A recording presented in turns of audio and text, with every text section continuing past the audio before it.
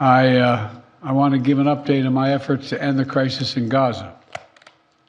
For the past several months, my negotiators of foreign policy, intelligence community, and like have been relentlessly focused, not just on a ceasefire that would inevitably be fragile and temporary, but on a durable end of the war. That's been the focus, a durable end of this war.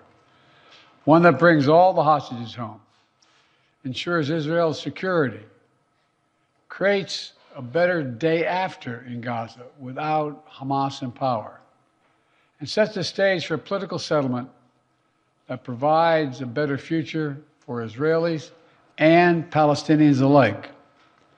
Now, after intensive diplomacy carried out by my team, and my many conversations with leaders of Israel, Qatar, and Egypt, and other Middle Eastern countries, Israel has offered a comprehensive new proposal.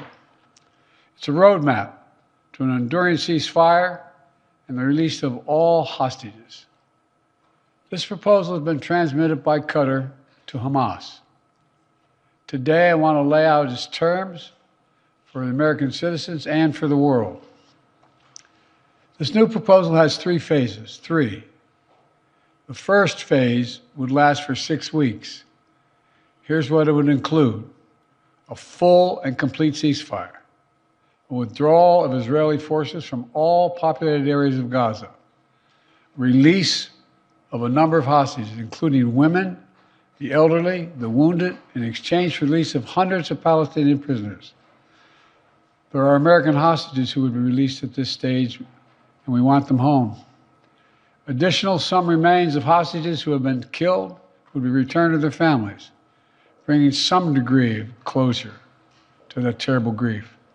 Palestinians, civilians would return to their homes and neighborhoods in all areas of Gaza, including in the north. Humanitarian assistance would surge, with 600 trucks carrying aid into Gaza every single day. With the ceasefire, that aid could be safely and effectively distributed to all who need it.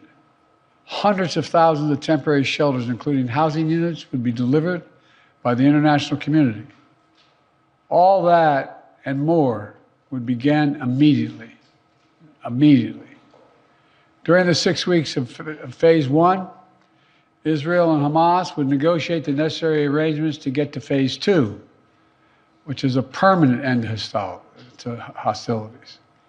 Now, I'll be straight with you. There are a number of details to negotiate to move from phase one to phase two.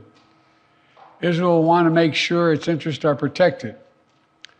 But the proposal says if the negotiations take longer than 6 weeks for phase one, the ceasefire will still continue as long as negotiations continue.